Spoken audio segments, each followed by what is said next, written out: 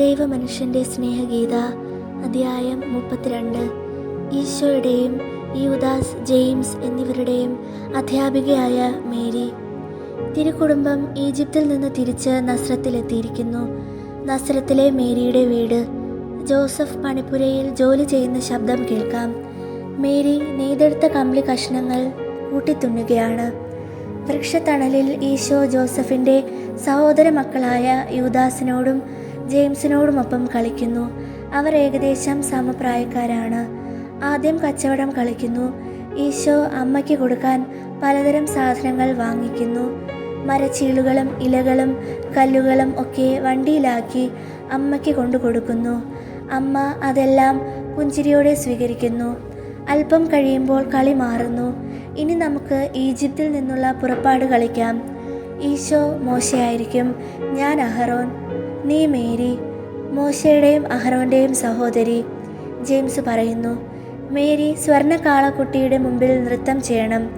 ഞാൻ ഒരാൺകുട്ടിയാണ്, ഞാൻ നൃത്തം ചെയ്യുകയില്ല. യൂദാസ് പറയുന്നു. ഈശോ ഇടയ്ക്ക് കയറി പറയുന്നു, ആ ഭാഗം നമുക്ക് കളിക്കണ്ട, അപ്പോൾ വിഗ്രഹാരാധന എന്ന മഹാപാപം ഉണ്ടാവുകയില്ല. അവർ സമ്മതിച്ചു. ബാക്കി ഭാഗങ്ങൾ ഭംഗിയായി കളിക്കുന്നു. ചെറിയ ചെറിയ വണ്ടികളുമായി മന്ദം മന്ദം നടക്കുന്നു. മേരിയുടെ വാതിലിനടുത്തെത്തിയപ്പോൾ ഈശോ വിളിച്ചു പറയുന്നു, പേടകം കടന്നു പോകുമ്പോൾ അതിനെ വാഴ്ത്തണം. മേരി എഴുന്നേറ്റ് പുഞ്ചിരി തൂക്കിക്കൊണ്ട് ഈശോയെ വണങ്ങുന്നു. പിന്നീട് മോശയുടെ സ്തുതിപ്പുകൾ മുഴുവൻ ഒരിലയിൽ നോക്കിക്കൊണ്ട് വായിക്കുന്നു. അവസാനം കുറെ കൂടി ഉയരത്തിലേക്ക് കയറി ഇസ്രായേലിനെ അനുഗ്രഹിച്ച ശേഷം പുല്ലിൽ കിടന്ന് മോശ കണ്ണടയ്ക്കുന്നു, മരിക്കുന്നു. യൂദാസും ജെയിംസും കൂടെ സാഷ്ടാംഗം പ്രണമിച്ച് കിടക്കുന്നു. ഇതെല്ലാം നോക്കിക്കൊണ്ട് നിന്ന മേരി വിളിക്കുന്നു, ഈശോ എഴുന്നേൽക്കൂ, നീ അങ്ങനെ കിടക്കണ്ട, നീ മരിച്ചു കാണാൻ അമ്മ ആഗ്രഹിക്കുന്നില്ല. കുട്ടികൾ ഓടിച്ചെന്ന് മേരിയെ ആശ്ലേഷിക്കുന്നു. ജെയിംസ് ചോദിക്കുന്നു, ആ സ്തുതിപ്പ് ഇത്ര നീണ്ടതും പ്രയാസമുള്ളതുമാണ്, ഈശോ എങ്ങനെയാ ഓർത്തിരിക്കുന്നത്? മേരി പറയുന്നു, ഞാൻ വായിക്കുമ്പോൾ അവൻ വളരെ ശ്രദ്ധിച്ചു കേൾക്കുന്നു. നീയും പഠിക്കും, നല്ല കുട്ടിയായി വളരുകയും ചെയ്യും. വാതിൽക്കൽ ആരോ മുട്ടുന്നു. ജോസഫിൻ്റെ സഹോദരൻ അൽഫയൂസും ഭാര്യയും കാനായിൽ പോയിട്ട് വന്നിരിക്കുകയാണ്. മുന്തിരി, ആപ്പിൾ, ചീസ്, മുട്ട, തേൻ എല്ലാം ബന്ധുക്കൾ കൊടുത്തയച്ചത് അവർക്ക് കൊടുക്കുന്നു. ജോസഫ് ഒരാട്ടിൻകുട്ടിയെ കൊണ്ടുവരണമെന്ന് പറഞ്ഞത് വണ്ടിയിലുണ്ട്. അൽഫയൂസ് പറയുന്നു. കുട്ടികൾ വണ്ടിയിലേക്ക് ഓടിപ്പോകുന്നു. അടുത്ത വർഷം ഈശോയും സ്കൂളിൽ പോകണമല്ലോ. സഹോദരൻ പറയുന്നു. ഈശോയെ ഞാൻ ഒരിക്കലും സ്കൂളിൽ അയക്കുകയില്ല, മേരി പറയുന്നു. പ്രായം തികയുമ്പോൾ പരീക്ഷയിൽ ജയിക്കണമെങ്കിൽ അവൻ അതിന് തയ്യാറായിരിക്കേണ്ടതാണ്. അതെ, അത് ശരിയാണ്. ഈശോയ്ക്ക് സ്കൂളിൽ പോകേണ്ട ആവശ്യമില്ല. മേരി ദേവാലയത്തിൽ വളർത്തപ്പെട്ടവളല്ലേ. ഏതു പണ്ഡിതനെയും പോലെ നിയമമെല്ലാം അവൾ പഠിച്ചതാണ്. അവളായിരിക്കും ഈശോയുടെ അധ്യാപിക. അങ്ങനെ മതിയെന്നാണ് ഞാനും പറയുന്നത്. അൽഫയൂസ് തടസ്സം പറയുന്നെങ്കിലും അനുജത്തി ഇടയ്ക്ക് കയറി പറയുന്നു, നിങ്ങൾ പറയുന്നത് ശരിയാണ്. ഇവരെ പഠിപ്പിക്കാൻ എനിക്ക് കഴിഞ്ഞെങ്കിൽ എന്ന് ഞാൻ ആഗ്രഹിക്കുന്നു. നമ്മുടെ കുട്ടികൾ സ്കൂളിൽ നിന്ന് തിന്മയും നന്മയും പഠിക്കുന്നുണ്ട്. വീട്ടിൽ അവർ നല്ലത് മാത്രമേ പഠിക്കൂ. ഞാൻ വിചാരിക്കുകയായിരുന്നു, ജെയിംസും യൂദാസും ഈശോയേക്കാൾ അല്പം പ്രായം കൂടുതലുള്ളവരാണെന്നേ ഉള്ളൂ. അവർ സ്കൂളിൽ പോയി തുടങ്ങി. എന്നിട്ട് അവർ എന്താണ് പഠിച്ചത്? ഈശോയ്ക്കാണെങ്കിൽ നിയമങ്ങളെല്ലാം ശരിക്കും അറിയാം.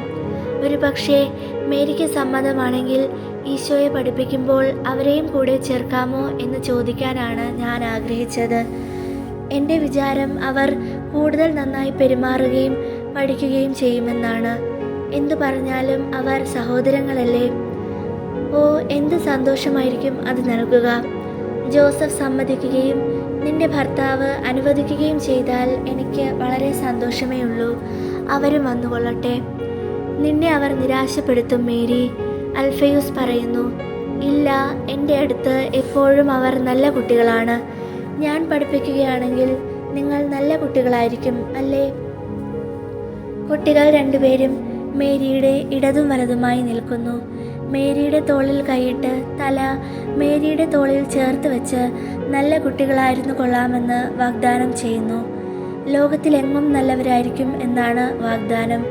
മേരിയെ ഗാഢമായി ചുംബിച്ചുകൊണ്ട് അവർ ഉത്തരം നൽകുന്നു.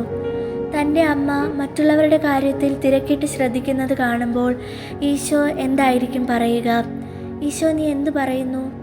ഞാൻ പറയുന്നു, അവളെ ശ്രദ്ധിക്കുന്നവർക്ക് സന്തോഷം, അവളുടെ ഭവനത്തിനടുത്ത് പാർക്കുന്നവർക്ക് സന്തോഷം. ജ്ഞാനത്തെക്കുറിച്ച് എന്ന പോലെ എൻ്റെ അമ്മയുടെ സ്നേഹിതരായിരിക്കുന്നവർക്ക് സന്തോഷം. ഞാൻ സ്നേഹിക്കുന്നവർ അവളുടെ സ്നേഹിതരാകുന്നു എന്ന് കാണുന്നത് എനിക്കും സന്തോഷം. ഇതുപോലുള്ള വചനങ്ങൾ ഈ കുഞ്ഞിൻ്റെ അധരങ്ങളിൽ ആരാണ് നിക്ഷേപിക്കുന്നത്? അൽഫയൂസ് അത്ഭുത പരതന്ത്രനായി ചോദിക്കുന്നു. ആരുമല്ല സഹോദര, ഈ ലോകത്തിലെ ആരുമല്ല, ജോസഫ് പറയുന്നു. ഈശോ പറയുന്നു, മേരി എൻ്റെയും ജെയിംസിൻ്റെയും യൂദായുടെയും അധ്യാപികയായിരുന്നു. അതുനിമിത്തമാണ് ഞങ്ങൾ 3 പേരും സഹോദരന്മാരെ പോലെ പരസ്പരം സ്നേഹിച്ചത്. ബന്ധുക്കളായിരുന്നത് കൊണ്ട് മാത്രമല്ല, ഞങ്ങൾ ഒരുമിച്ച് പഠിച്ചു, ഒരുമിച്ച് വളർന്നു. ഒരേ ശാഖയിൽ വളരുന്ന 3 തണ്ടുകൾ പോലെ ഞങ്ങൾ മൂവരും മേരിയാകുന്ന ശാഖയിൽ ബലം തേടി വളർന്നു. മാധുര്യം നിറഞ്ഞ എൻ്റെ അമ്മയെപ്പോലെ ഇസ്രായേലിൽ എങ്ങും ഒരു പണ്ഡിതനും ഉണ്ടായിരുന്നില്ല. യഥാർത്ഥ ജ്ഞാനത്തിൻ്റെ ഇരിപ്പിടമായ അവൾ ലോകത്തിനും സ്വർഗത്തിനും വേണ്ടി ഞങ്ങളെ പഠിപ്പിച്ചു.